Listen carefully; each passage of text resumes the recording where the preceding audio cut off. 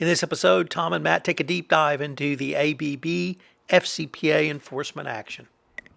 Hello, everyone. Tom Fox and Matt Kelly back for another episode of the award-winning Compliance Into the Weeds. And late last Friday, as in, I think after 5 Eastern, the Department of Justice dropped a press release that they have concluded their FCPA resolution with ABB. Both Matt and I studied it over the weekend. Matt blogged about it. I'm in the middle of a series on it, so we thought, what a great time to talk ABB. So with that incredibly long-winded introduction, welcome, Matt.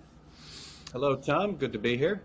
So, Matt, this case had a lot going on, a lot of similarities to other things we've seen, but I thought I would go through some of the background facts.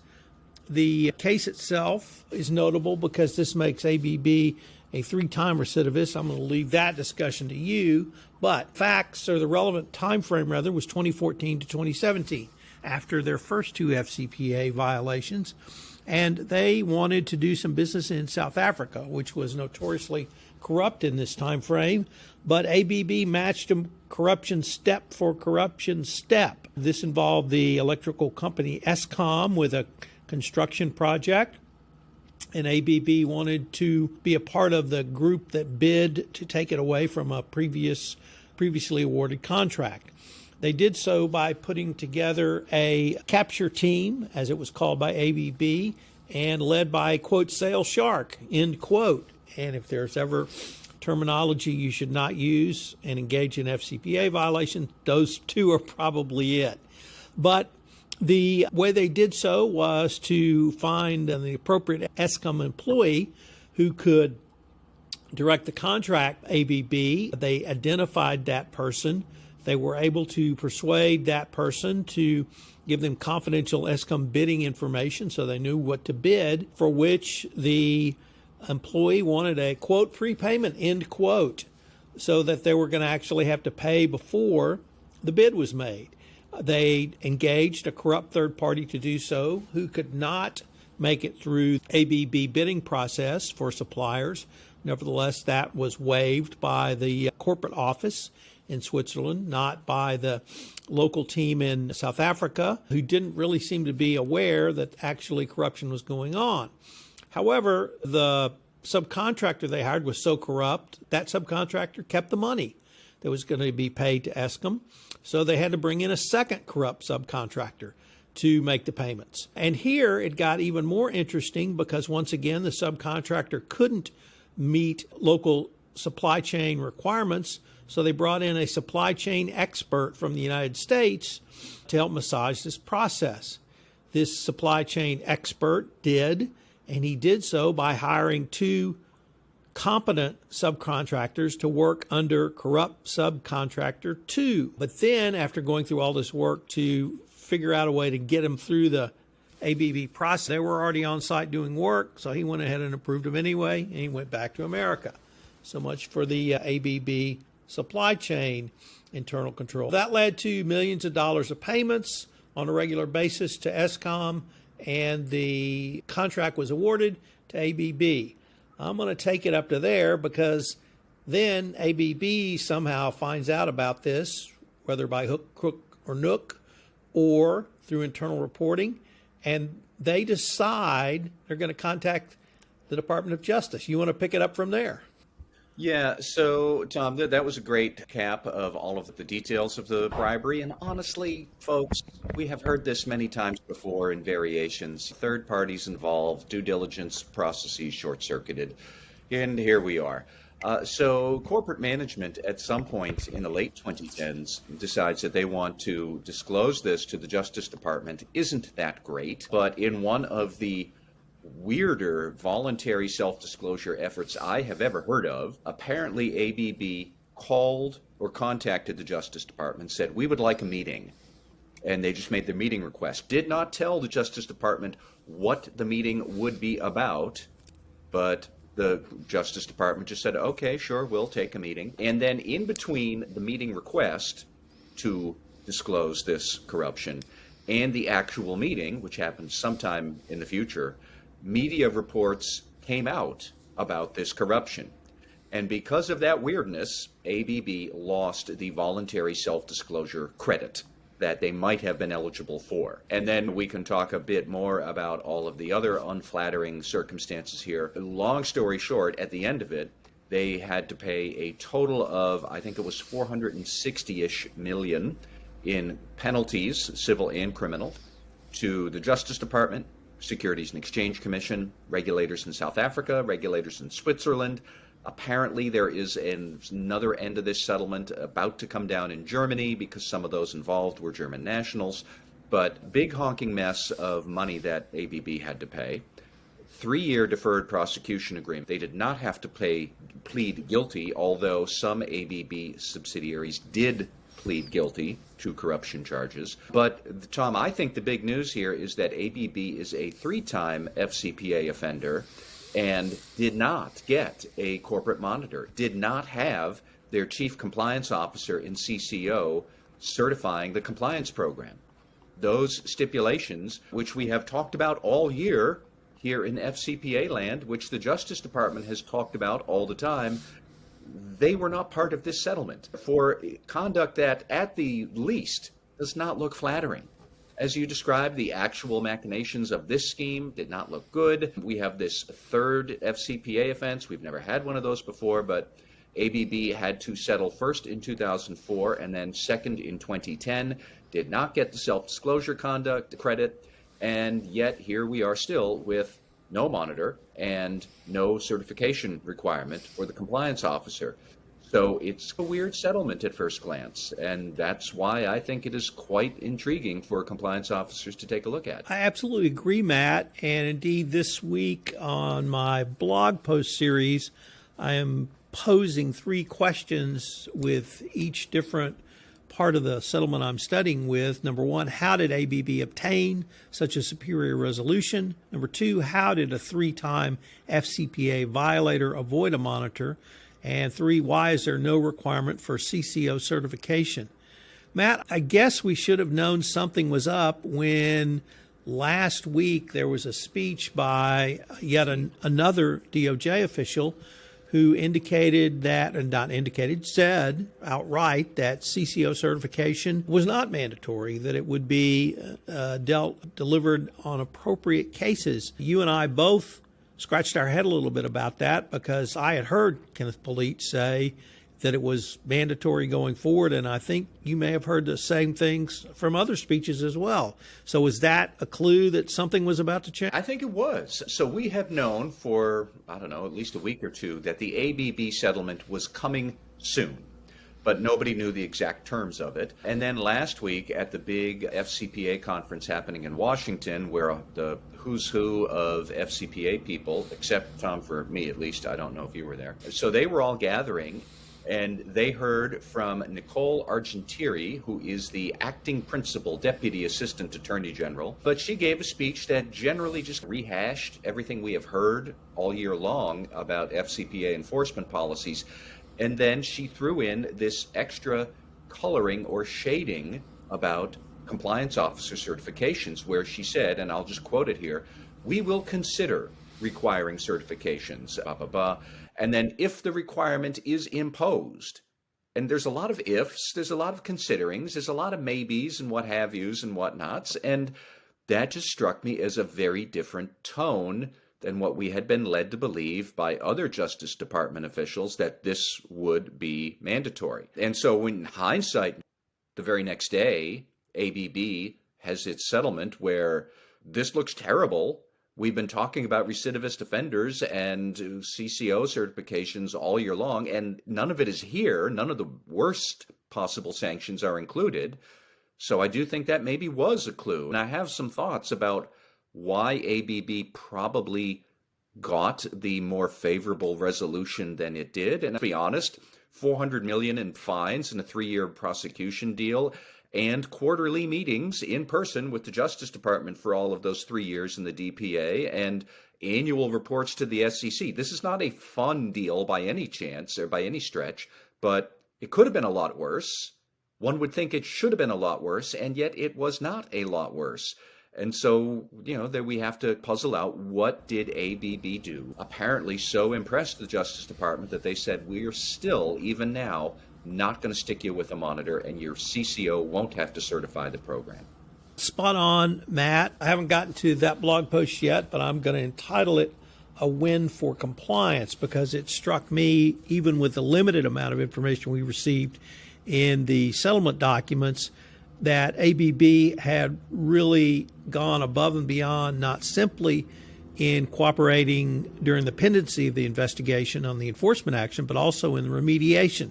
But before we get to the remediation, you identified one line that potentially struck you, or struck you as potentially indicating why the cooperation on the investigation was given so much credence or credit. What did you see? So this actually came from the SEC's settlement order, not the Justice Department order, which, by the way, DOJ, if you are listening, shame on you for not disclosing the settlement orders in your press release and having us all look through PACER and those other antiquated court systems to dig up the filings. Not cool, DOJ. But the SEC, modern agency that it is, did post its settlement order and included this one line where they said, ABB's cooperation included real-time sharing of facts learned during its own internal investigation. And I think that counted for a lot. I also do think that the Justice Department wanted to give ABB some recognition for its attempt at self-disclosure. You're calling to make a meeting, and in between the call and the actual meeting, then news breaks and you lose the credit. That sucks, but these things happen. But I think that it points to ABB's desire to get this done, do a root cause analysis, which was also credited, but like really work with the department in the true spirit that the department wants to see of trying to get to the bottom of things and do the right thing. And so they tried to confess, and they were sharing as much information while they were finding it out, not necessarily knowing, is this going to put us even further into the hole than we already are? It looks like that those concerns, which are fair to consider, that ABB put those aside and said, let's just get this out here as soon as possible. Let's cooperate as much as we can, even if this might lead to a less favorable settlement. Let's just do it.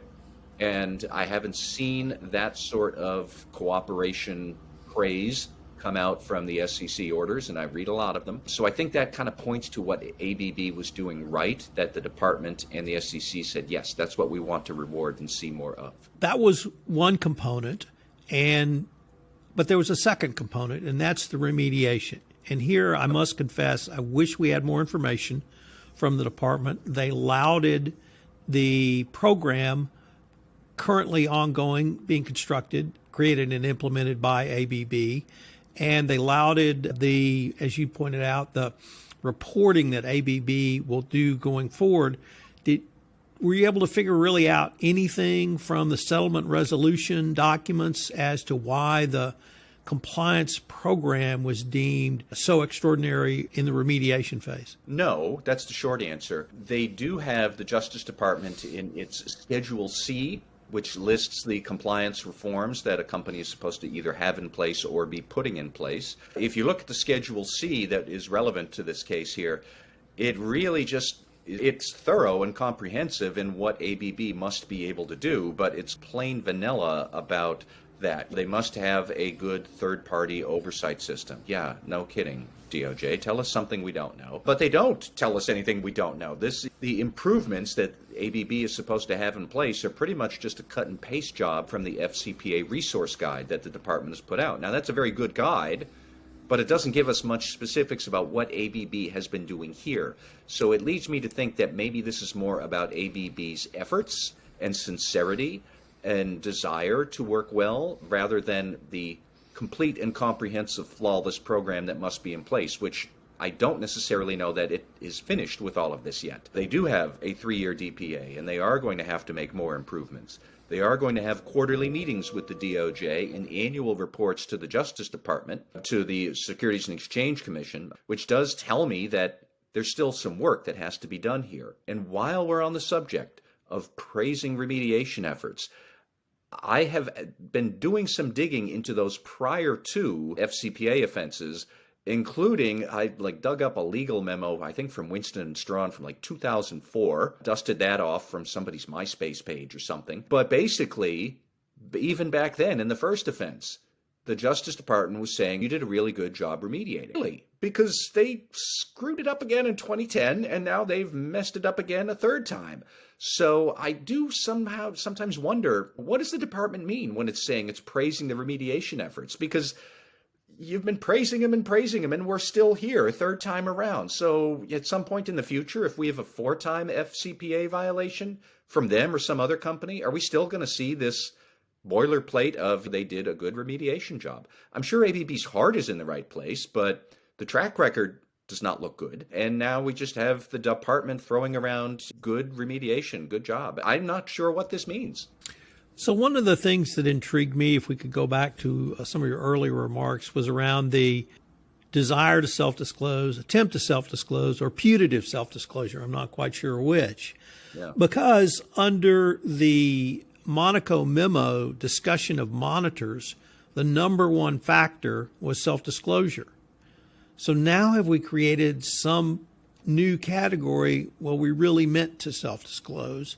And could that be expanded to we really meant to self-disclose, or we just thought about self-disclosure? Any idea why there was such an extensive discussion of that? Was it to really show something beyond, hey, they didn't meet the self-disclosure requirement? If you consider the counterfactual here of, let's say that the SEC, the Justice Department rather, let's say they did nail ABB to the wall and gave them a monitor and said, you totally whiffed on self-disclosure. It's your bad luck that you didn't include it in the meeting request and you put it in the subject line or something. I don't know. But if they had really nailed ABB to the wall and gave them no credence for that self-disclosure effort, at least, what signal would that send to other companies? And I don't know that maybe it would have sent more of a scary and negative response or message to other companies that, oh, geez, man, they tried their best and they still got a monitor. I'm definitely going to shut up. What's the worst that'll happen? I'll get a monitor too. So there is a certain, the Justice Department has somewhat boxed itself into a slight corner here that they really need to be able to show that cooperating and trying your best will bring benefits. And if you try your best, but your best still isn't very good, and then the department nails you to the wall, that's going to do the department, I think, more harm than good. That's my guess. I don't know what you think, Tom. I think they were trying to not necessarily create a new category, but do what you suggested, which is show apparently their heart was at the right place and they meant to, but they just didn't get it done in time. And so I did want to ask, were you serious that you should announce on Twitter with hashtag self-disclosure going forward? You know, that's maybe not the worst idea. Just announce to your company on Twitter, hey, we have an FCPA matter, tag the criminal division. There you go. You have covered your rear end at least. Then you can make the phone call for an official meeting. But you can at least point out to Twitter, hey, man, we tagged you guys. I think Ken Polite has his own Twitter feed, too. I'm not sure. Maybe tag him on LinkedIn. There is one other issue here. There's two points that I think are worth raising. Number one, going back to how the SEC praised ABB for its fulsome, ongoing, in real-time cooperation. My friend and colleague, Tom, you might know him too, Todd Hall, who is a law professor at Indiana University, he made the very good observation that might sound like a good idea, cooperating in the midst, real-time facts and disclosure, all that, isn't it great? That could come dangerously close to the Justice Department telling you how to run its investigation for it on its behalf. And there are some legal issues that crop up there. There are some federal judges that do not like this. I think it could get into pressuring employees to violate their Fifth Amendment rights, because if you're acting on behalf of the government and then you're telling them you have to give this up in an interview or we're going to fire you, is that pressure that might violate their right against self-incrimination? Todd raised a good point that is worth thinking about. But at the same time, I was looking at ABB's case and thinking, trying to give them a lot of credit for what they at least tried to do, and they didn't quite know where the case would go, but they're going to disclose anyways. Tom, that reminds me a lot of the Cognizant Technologies FCPA case from 2019, where Cognizant had serious misconduct. Two senior executives accused of funneling millions to government officials in India. These were aggravating circumstances, and the department policy at the time, if there are aggravating circumstances, no, we won't decline to prosecute you, even if you voluntarily self-disclose. And if you look at Cognizant, again, at first glance, it seems like that's a bad case. They have to get nailed to the wall. And Cognizant didn't get nailed to the wall. Cognizant got a declination to prosecute because its board almost immediately, I think within a week or two of becoming aware of what happened with its FCPA issues, they reported to the Justice Department. They took their lumps. They had no idea what kind of beating they would get behind the woodshed, but they did the right thing anyways. And so they got a very favorable treatment for some very unflattering facts about their misconduct. This is like that. ABB does not have a good picture here. Nonetheless, they did manage to avoid the most serious, I would say, from a compliance officer's perspective. The most serious sanctions are monitor and you have to certify the program, you and your CEO. And that didn't happen because the department wants to try and reward people and show the world that, we're not totally bad, big meanies. We'll cooperate and we'll give you all some breathing space if you work with us. So there's a lot to think about with ABB. And we haven't even really dug into the bizarro facts about hiring a third-party corrupt agent who's so corrupt they didn't even pay the bribe. Tom, I glossed right over that when I was reading about it. Just on the big, broad strokes of this case, it really is quite intriguing. So the Cognizant Technologies board self-disclosed 2 weeks after receiving notice. So we have that as standard.